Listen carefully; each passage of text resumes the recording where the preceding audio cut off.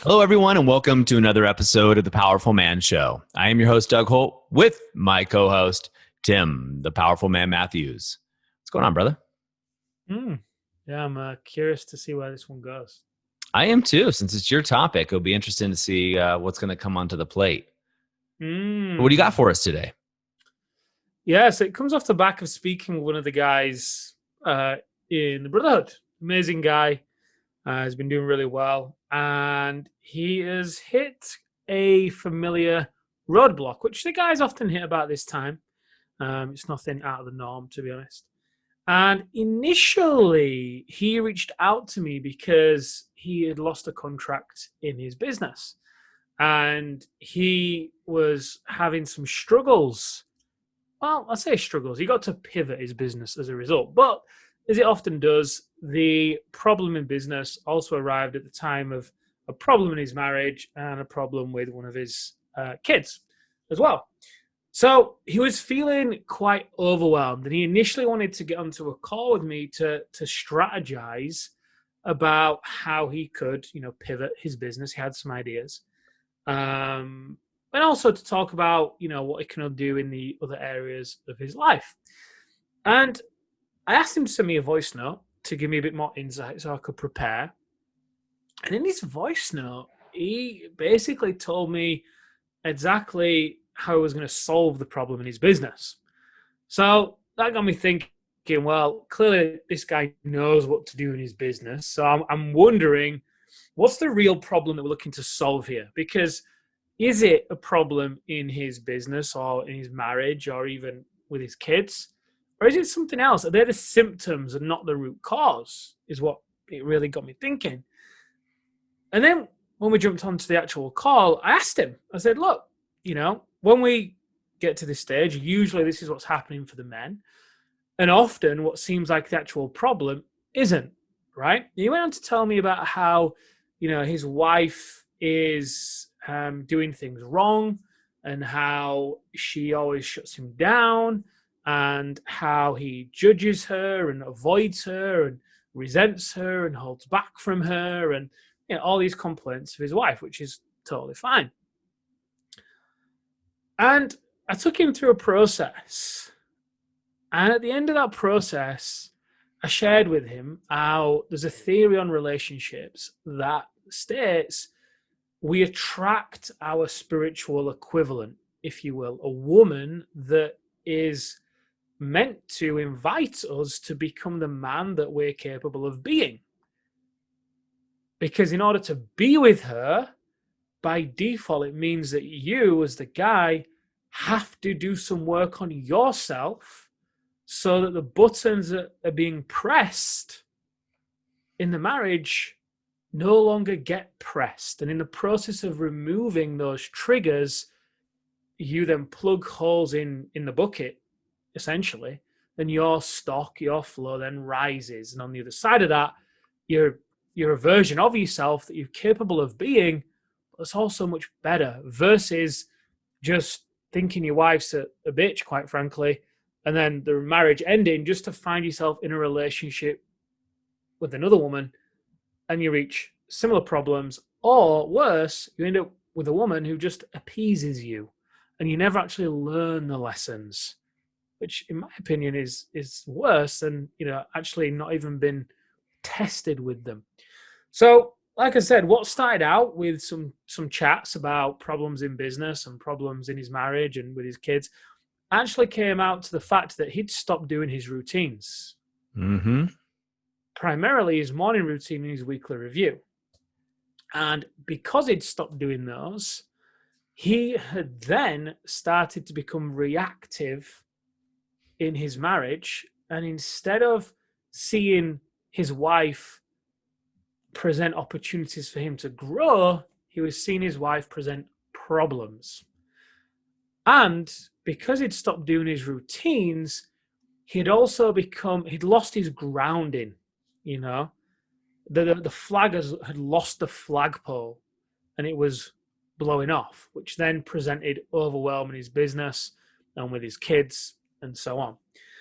So, really, the point of me sharing this is, I know I could relate to him when he was saying this because I know I've been there in a similar position at times. I know you have too, Doug. Most of us have, right? It's a common scenario. Oh no, you haven't. Sorry. I'm perfect, Tim. So Yeah, it's a common scenario that a lot of men experience. oh So, yeah, what's your take on this?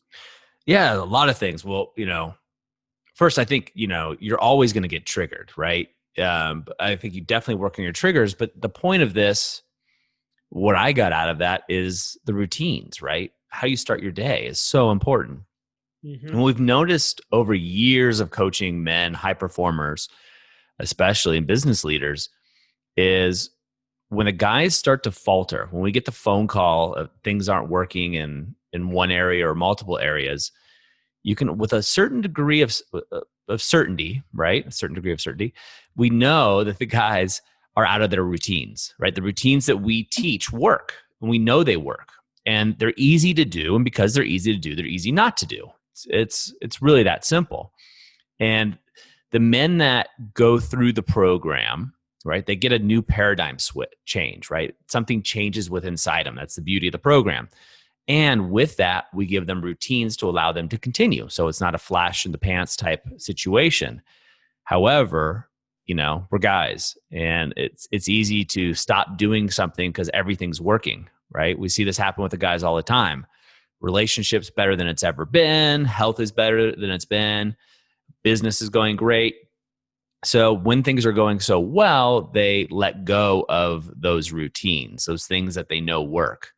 And that's when things slowly start to unravel, right? Slowly going. Then all of a sudden, it's no coincidence that problem in his business pops up, problem in his marriage, problem with the kids, probably a couple other problems happened all at the same time, right? It's just, those are all symptoms of something going on. And the cure of those symptoms is just what you said, right? You're working on yourself. Go back to what you know it works, go back to basics, just like sport, right? Just like playing sports. If you play basketball and your team's losing, you go back to dribbling practice, right? Shooting free throws, go lay up, right? Do the basics. You're not trying to do, a tomahawk dunk or something like that. So you stick to the basics and you get back into what you know works. But then, like you said, by working on yourself and serving yourself and helping and bettering yourself, like we're designed as men, especially, but as humans, for continued growth, right? If you're not growing, you're dying like a plant. If you're not growing, you're dying. And if you start to wilt, you want to go back to that growth and raising your stock, because your wife's going to push your buttons, and your buttons are still going to be pushed. If you have siblings, right? Every guy out here that's listening to this, if you have any siblings, and my brother listens to this podcast, I found out, Tim, he knows exactly what buttons to push on me. Now, I may not react the way I used to. I may not react as much, but he'll figure it out. He'll push other buttons. He's my brother. That's what he's designed to do, right? It's part of nature. And your wife's the same way. But if you're going back to your routines, you're just more solid, right? You have that solid foundation on which to grow. Mm-hmm.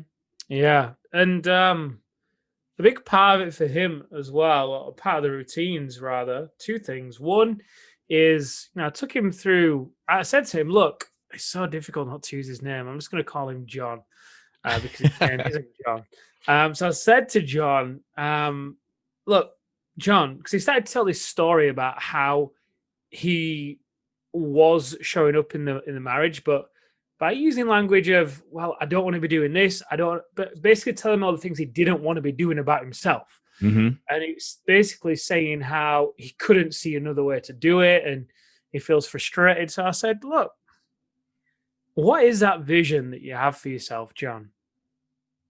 In your mind's eye, as to the father you are, the environment you create at home, the husband you are, because the reality is there is something there in your mind's eye. You might be denying it right now, but the reality is if you didn't have one, there'd be no contrast. So you wouldn't be experiencing this pain right now because you wouldn't even know there was an alternative. So it's there. So what is it? And we took him through this process for him to just get present and really tune in to what that was. And his eyes started to tear up and he was getting really emotional about this harmony that he was creating in home for his wife and his kids, and just the leader he was being and the role model. It was amazing to see and witness. And I then asked him, how often do you actually ever tune into this? He's like, well, this is like, one of the first times. I'm like, okay, so how often do you tune into your vision in business? Be it your quarterly or your monthly vision. Imagine trying to achieve your vision, John, this quarter without even touching or touching base with what that vision is for the company. So, well, that'd be crazy. That'd just be insane. We'd never achieve it. I'm like, exactly. But you're doing the same thing in your marriage.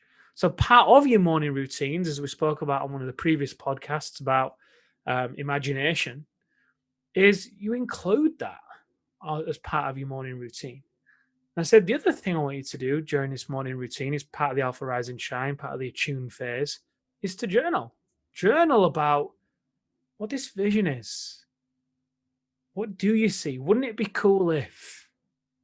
And just set yourself up on that path at the start of every day and watch what starts to happen as you start to focus on that and tune into the man that you are in that space and how you feel and how you act and how you respond and how you have your wife. Then we can get to tactics, but you're not necessarily in tactics when you're married yet. You're not in that place yet. We talk about the pyramid living from the inside out, self, health, relationships. You get to the tactics in relationships after you've got other things in place, because then they work because you have the capacity and the centeredness to make them work. So that's one of the key pieces to the routines. But also the second piece here is he was afraid of reaching out to his wife and was avoiding her because he was afraid of rejection. And rejection made him feel shame. And the shame then led to anger. And if he's not doing any work on himself, being with himself each day, then of course, it's easier for those triggers to show up, right?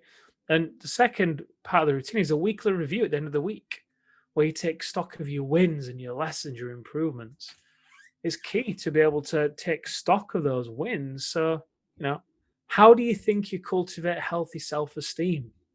Well, one of the ways anyway, to cultivate healthy self-esteem and a healthy self-image is to be able to take stock of your wins and actually appreciate those wins. Appreciate that about yourself. Admire that about yourself.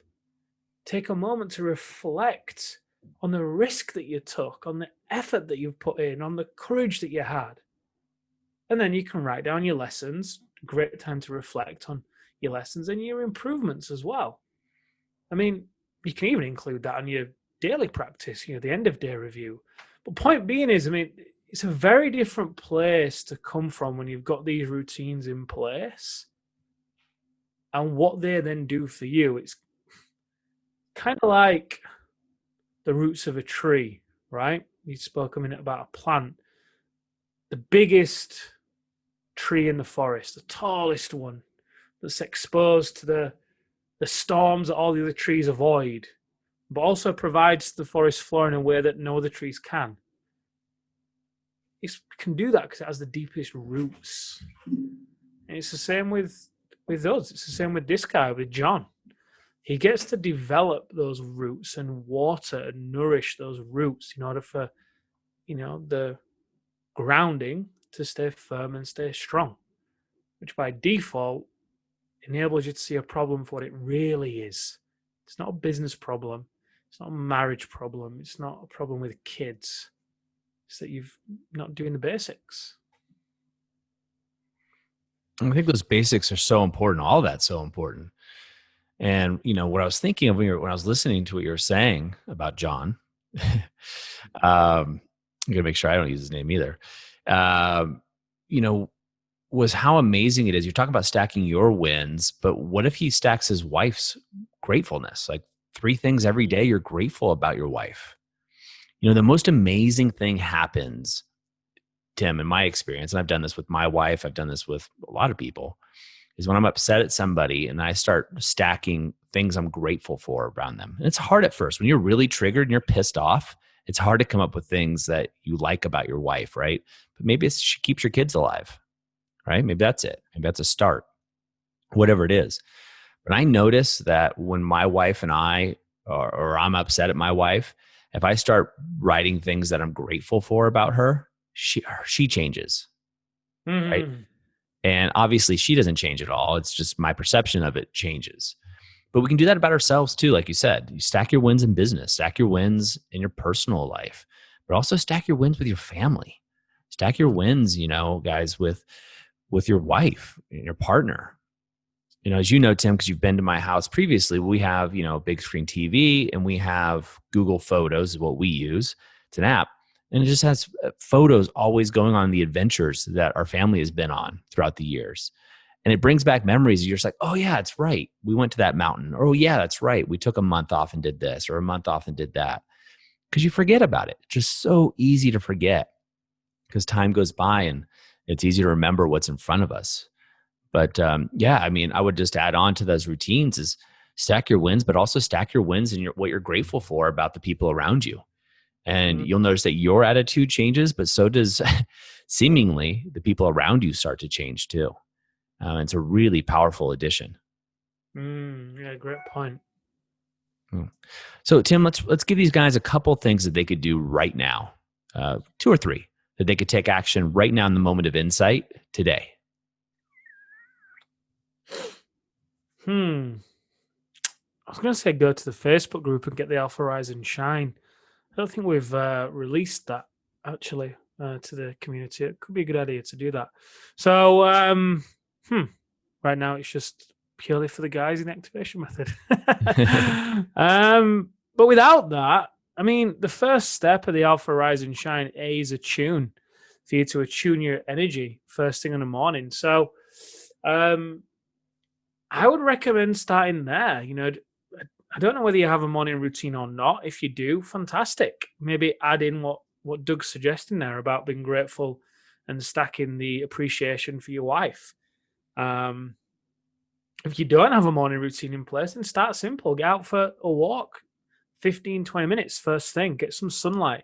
Have some water. No caffeine first thing. Get some water down here and then come back and journal. Answer that question. Wouldn't it be cool if? And start to paint that picture, that vision of what you actually want, along with adding that appreciation list as well.